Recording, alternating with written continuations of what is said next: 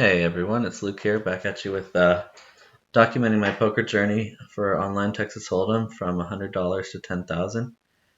Great progress recently. Last time I was at 4,300, now I'm over 5,000, and I've been starting to buy into more bigger tournaments like $20 and $30. So this last session, I bought into four tournaments. I final tabled on three of them.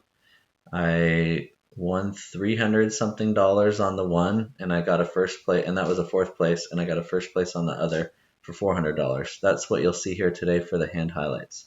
But it was cool because the other one was the $33 buy-in, and I was starting to hold my own against these, better players who are, buying more in on their tournaments. So I'm starting to feel confident, it's like I can buy in for more. We'll see if my account drains down again, then I'll have to back off. But we'll see how this goes with start some like higher money buy-ins. I don't really have a lot of new strategies and tips and tricks of what I'm learning recently to just share in general.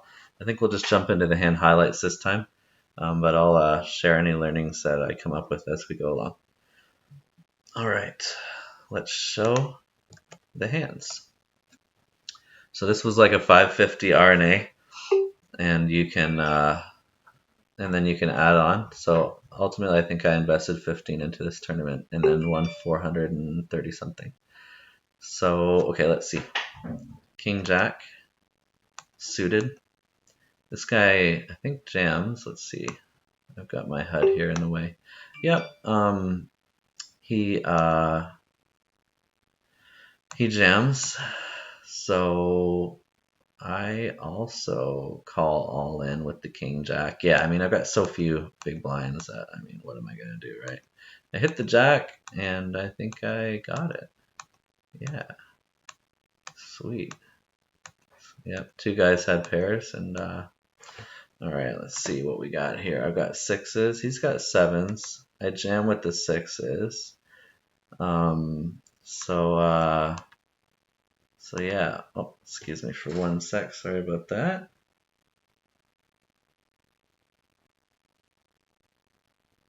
I'll be right with you in 2 seconds.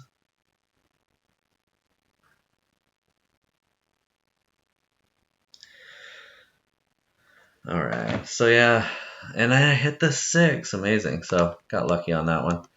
Yeah, when you get so low on big blinds, you really just have to be willing to put it in. You can't. You need a little bit of luck. Every tournament win, you need a little bit of luck. So, all right, min raise with the Jack King and the cutoff. Yep, I like that play. I don't want to jam all my chips. I will fold if someone goes over top. I will fold the Jack King. Trying to stay alive. That shows a lot of strength. So that's why I did the min raise, and I hit the kings. And fortunately, he's got a king too, so he calls me all in. Yeah, that's what I'm hoping. He hits a king or a nine, or maybe he's got the flush draw. I'd be happy if he had the flush draw and I had the top pair. The odds are with me in that. And in general, each decision you want to know if you're winning more money 50% of the time. Like if long term it's a good chip up decision, whether you win or lose that hand, just probabilistically wise, that's how you make a decision, I think, in poker. It's kind of counterintuitive because it could lead to a lot of swings. And you think, can you really win a tournament this way? Just by if every decision is just like even only a barely winning move by just a fraction? And the answer is yes, that's how you chip up long term. So, anyways, I've got queen two here and I defended, but then I hit the top pair. And I checked it, right? Because, queen two, I got the bad kicker, Like, it's a little bit about pot control here, too. And there's three other players in the pot, so I definitely don't want to go too aggressive on this. I checked it again. Really, I'm just going to be check calling. I've got a weak top pair. Now I don't even have the top pair, right? I mean, I can call a third pot here, but I'm against four other players, but then boom, I hit the two. So now I've got two pair. I'm loving this hand. I'm thinking, how can I get all my money in? So I just do a good, strong 70% pot bet. And I guess they're all going to fold. But nice hand there. And that goes to why you defend your big blinds, You can hit some pairs and stuff. And And it's cheap because like you're investing just one big blind to win like 3 or something like that. So, all right, here I've got ace 10 suited. I'm all in. This guy bet big from early position. Oh, he called me. Yeah. What actually happened? Let me just go back for a second. Oh yeah, I'm early position with just 8 bigs, and then he calls with the jack queen. This is a bad decision to call so early with just the jack queen. Definitely don't agree with that. So, and then he doesn't hit. I'm hoping to dodge a diamond, and sure enough, I'm able to dodge. But yeah, I don't think he made a good decision there. All right, ace king from the ace queen from the, what is it? I'm on the big blind. So he's got jacks, and he just limps. What a little shark. Trying to draw me in.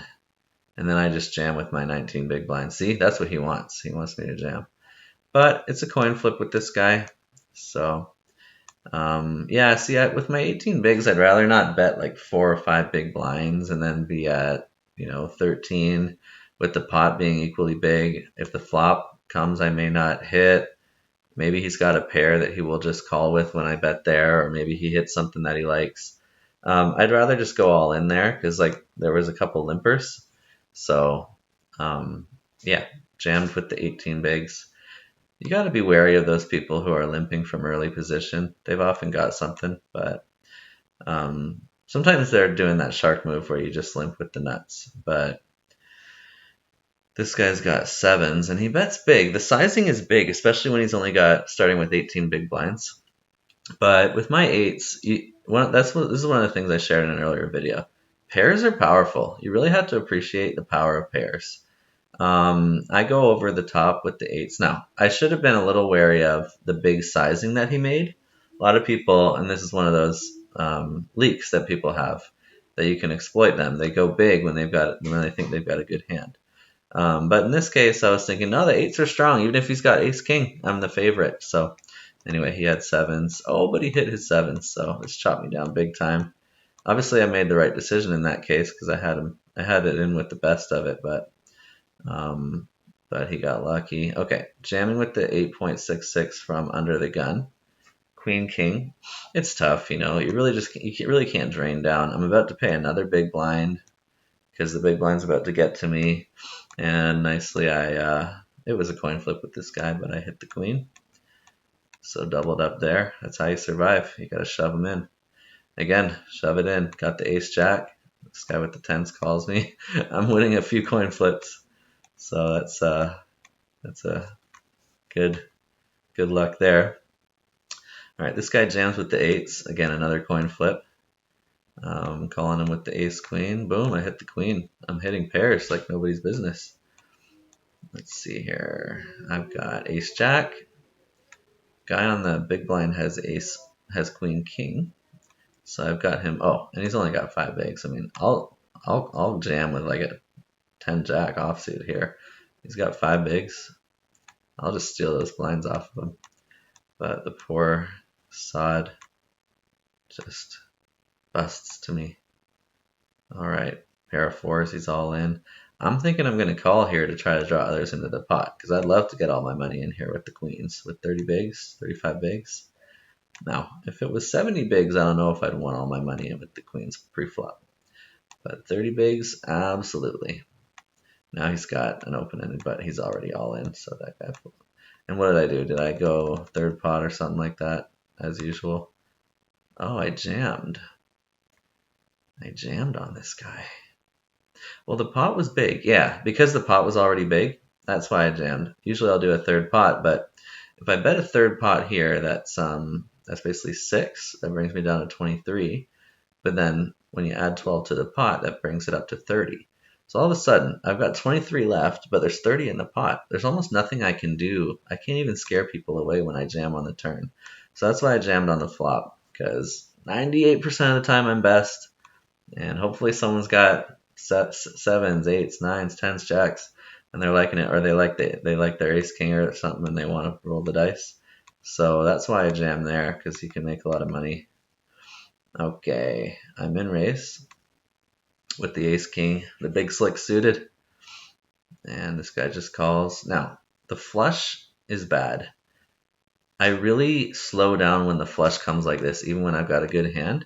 So I just check this because think about it. Nobody's calling without a spade, you know, um, or like two pair or something like that. Like this is not good news for any non-flush. So again, so the turn comes, they both check at this point, and then I check again, you know.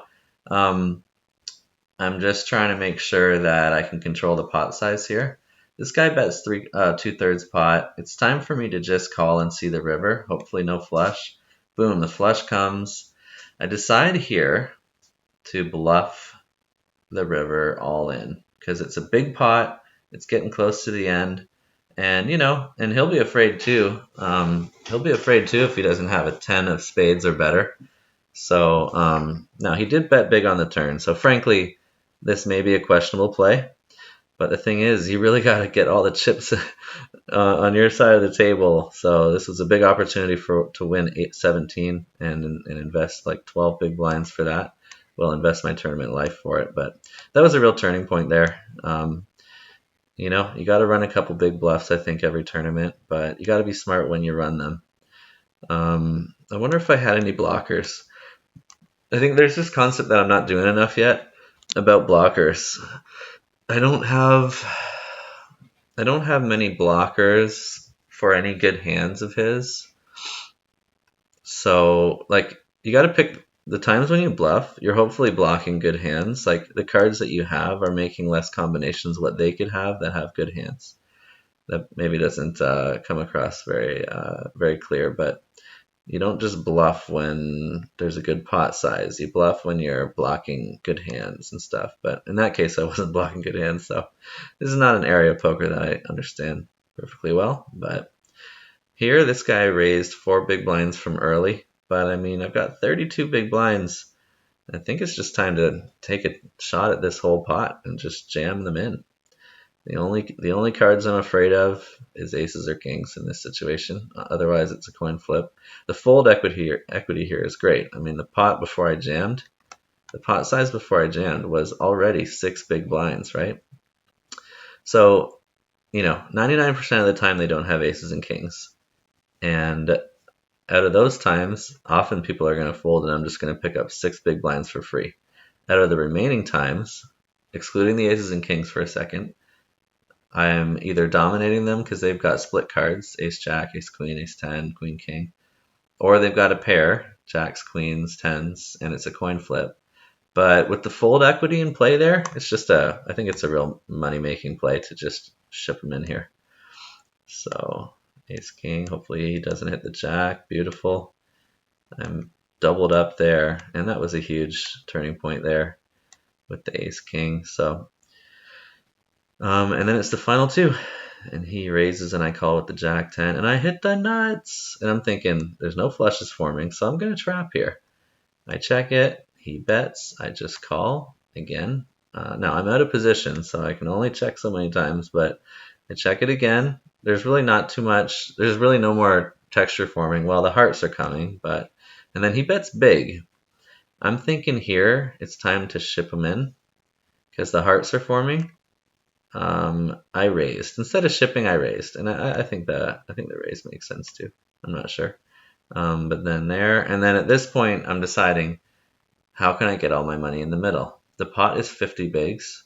He's got 23 bigs, so I decided I just want to take one more little bite out of his stack and just cripple him even more. So I think I went with something like 7. Let's see. Yep, 7 big blinds. Because, you know, I mean, just to call 7 to possibly win 50, I mean, even if he had a pair of 5s, he's almost got to call that bet. But amazingly, he found a fold, so maybe he just completely missed. Maybe he was looking for a straight or something like that. So he's getting low on chips here. It's time for me to, you know, be a bully. So I call with the 4-7 off. I hit the 7. I bet a little. He re-raises. I call with the 7s. The 10 comes and I check it. So I've got the top pair, but a really bad kicker. I need a 6 for a straight. But I just check it because I'm trying to control the size of the pot.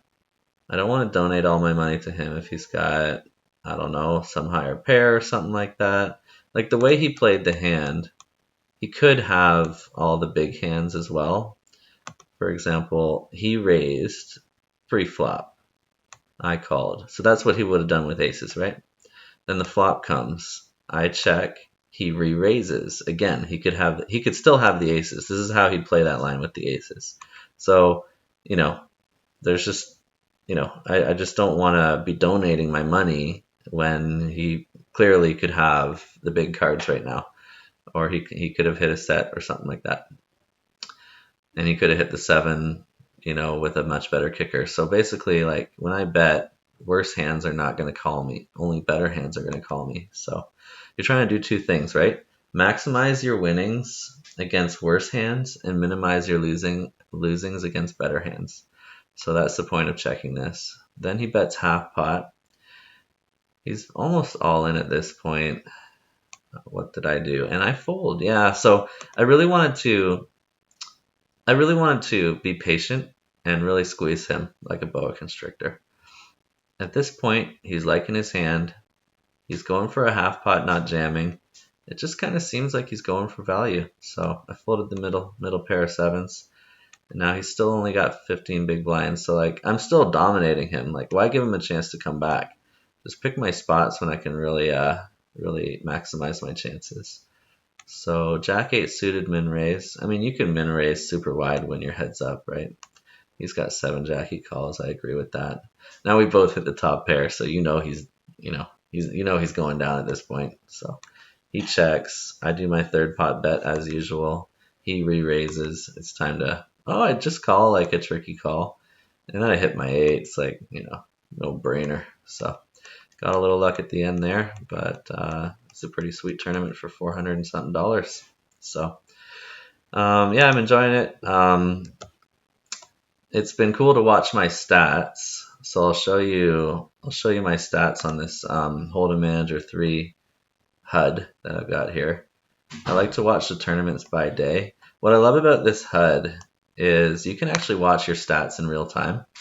And when you add in this field all in adjusted big blinds per 100, even while your hands are playing, and obviously there's the benefit that you'll be seeing their stats, each player's stats for the hands you have on them, right? But you can watch this number. So this number represents on that day, maybe there was a few tournaments you were playing in at once. On that day, see how I won something like $700, right? Because of that 33. But this will keep evolving, not based on how many big blinds you won. It's all in adjusted. So what that means is, let's say you're all in with aces and he's all in with kings and you both have 100 big blinds. On average, you're going to make 80 big blinds on that hand because you're 80% to win. So it will increase your calculation of how many big blinds per 100. It will add 80 big blinds to that, not the full 100 that you won.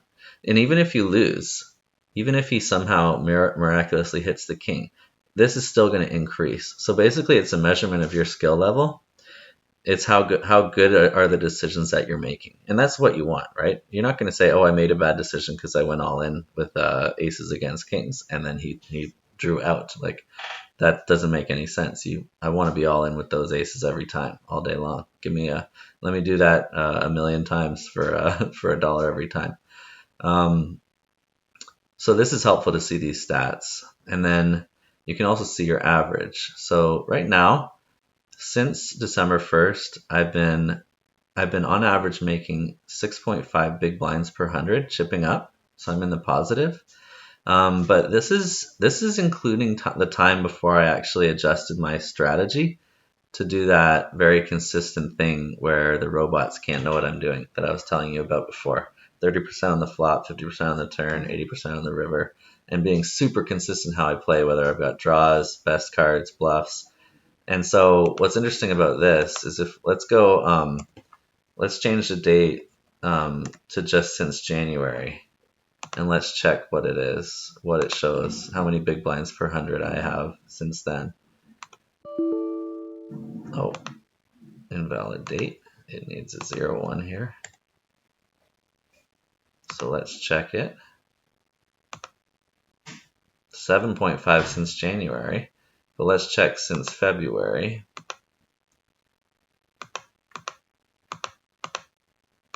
02 since January 2nd, because I'm not sure which one is the day and which month. Well, since February 2nd, because I'm not sure which one is the day, which one is the month. So since February 2nd, I've been 7.27, and since February, let's say 18th, because this is just more recently that I'm really doubling down on this strategy to, to disguise my intent with the way that I bet. I've just been like crushing it since, I don't know, the past month. I've been on average getting 19 big blinds per 100 hands. So, and this is where I've made the most money in the last little while. So that's huge. So anyway, I heard from Jonathan Little, I think, that if you're making 7 or more big blinds per 100, and that has to be over at least 10,000 or 15,000 hands, by the way, for it to be statistically significant, then you're beating the field. Like, you're better than the people that you're playing against if on average you're making 7 or more. So in the past month, I've been absolutely crushing the field. So if I keep buying in for these tournaments, it's probably going to be just a constant chipping up. So hopefully that's the case, and I can get to the 10,000 like our goal is to do. I don't know what I'll do after that. This is kind of like just a game to try to figure out if I can beat poker online and see if it's still possible to actually beat the robots and stuff like that. But it might be fun to, if I get there, make some highlights of the journey here and make a new plan. Maybe study some more and start to buy into some bigger tournaments. So thanks for following, and feel free to like and subscribe, and there will be more videos as we go. Take care.